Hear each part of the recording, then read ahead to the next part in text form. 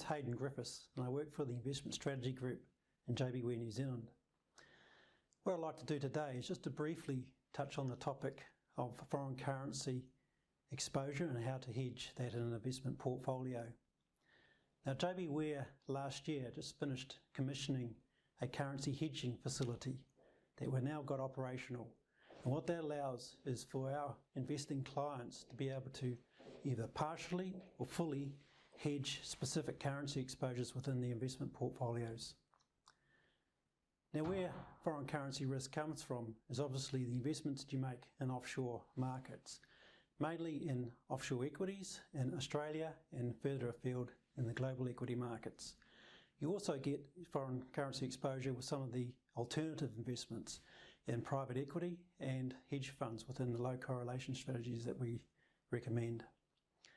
What hedging effectively does is it locks in an exchange rate in terms of what you see in New Zealand dollar value and returns of those offshore investments. You can imagine that in the occasions where you expect the New Zealand dollar to appreciate in value, it's a good thing to have that locked in exchange rate via hedging, because the increase in the value of the New Zealand dollar won't then erode the New Zealand dollar value of your investments, and vice versa. Of course, you don't want to be hedged in the situation where the New Zealand dollar is expected to decline. Now, the decision about hedging is like with any investment decision, is a question of risk and return, and there are a number of considerations around that need to be thought through.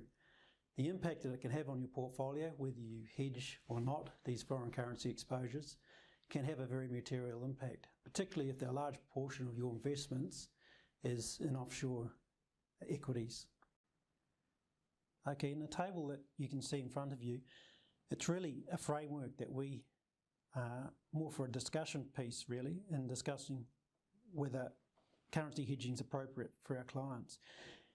As you can appreciate, there's a number of different levels of consideration, both under the broader banners of return and risk, and a lot has to do with where the New Zealand dollar is currently now, whether it's a good time to hedge or not.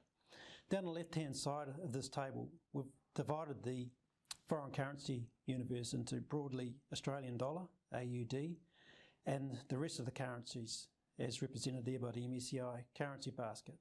MSCI stands for Morgan Stanley Capital Indices, and they are the leading global provider of indexation for global equities. And the global equity benchmark that they provide is obviously a number of offshore equity markets in there and associated currencies with those. Interestingly, the US dollar is represented about half of that foreign currency exposure. Now, within those two categories, it is interesting to think about your long-term strategic position regarding whether to hedge or not under strategic, and that really draws on a long period of history. We go back 2 to 3 decades of what would have been the best position on average to have through that time period. And then there's a tactical consideration, which is more about the here and now and whether currency hedging is appropriate. Under the header of return, the most important driver of whether to hedge is where the New Zealand dollar currently sits. And in the case of Australian dollar, the New Zealand dollar is actually quite high in its exchange rate relative to history. In fact, going back through time, it has wandered about a lower rate than where it currently is now, which suggests that going forward 2 to 3 years, you can expect reasonably that the New Zealand dollar would decline against the Australian dollar. And in that situation, you wouldn't want to be hedging. Hence, we've got a negative weighting or negative score there. Incidentally, those scores range from -2 being very negative, i.e. not wanting to hedge, through to 2 being positive and wanting to hedge at this point in time. Moving on to the next return consideration is a term called carry, and this has to do with what essentially the underlying mechanics to currency hedging. What that involves is that you're actually borrowing in the foreign currencies and taking those proceeds and investing them into New Zealand dollars. What has typically been the case historically is that the borrowing interest rates on the foreign currencies have been a lot lower than what you've been able to achieve in New Zealand. And so the actual act of hedging means that you had a nice pickup in return. And that's been quite significant going back through time, averaging between 2.5% and 3% per annum on top of what you otherwise got from those offshore investments. So that compounded up year to year can be quite significant. However, it's not such an issue or an advantage for Australian dollars because their interest rates are very similar to New Zealand's. It's more about this offshore MSCI currency basket. Interestingly, the interest rate differential at the moment is not that great, and hence we wouldn't suggest hedging at this moment in time.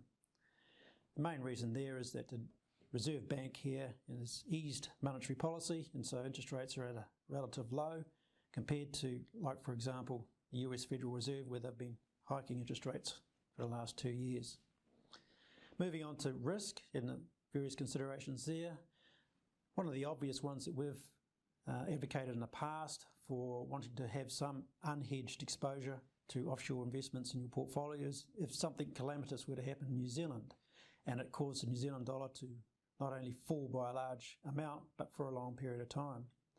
Something like a natural disaster, heaven forbid, touch wood, that doesn't happen here, but let's say a Christchurch magnitude earthquake were to hit Wellington, or one of the volcanoes at Auckland were to erupt, or even a disease that were to affect our primary industry.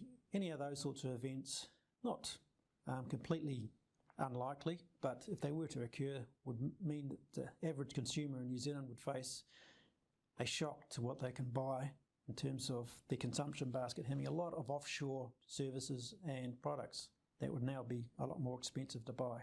Having some offshore exposure to offshore equities unhedged would help buffer such a scenario and help you pay for those more expensive items. On the other aspects there, the interesting thing is that the New Zealand dollar moves in line with generally big movements in equities. And so when we get a big decline in equities, as we had back in 2008 in the global financial crisis, the New Zealand dollar fell in sympathy. And in that situation, you don't want to be hedged because the falling New Zealand dollar helped buffer the returns that we saw in New Zealand dollar terms on those overseas investments. The flip side, of course, is when you come to the recovery side of that, and coming out of the global financial crisis, 2009, 10 and 11, while equity markets recovered quite strongly, the New Zealand dollar also appreciated. In those circumstances, you don't want to be hedged because the appreciating New Zealand dollar eroded a lot of the value that you would otherwise have received from those investments. Finally, we look at what some investors might be sensitive to is the short-term movements in the value of their investments, and it's interesting just to see how hedging impacts that. Overall, as you can see, there's quite a number of considerations there, and they move about through time, particularly the value of the New Zealand dollar. And across the investors, you're likely to see different levels of importance placed in each of those. So it's firmly JBWere's view that a one-size-fits-all hedging policy is not appropriate for all investors, simply because of those variabilities. So I guess the message here is, at the moment, our tactical position would be to err away from hedging at this point in time, mainly due to the level of the New Zealand dollar against the Australian dollar and the lack of carry when hedging other currencies. So hopefully you've got an appreciation for what's involved in thinking through whether hedging is appropriate for you or not as an investor in terms of your offshore investments.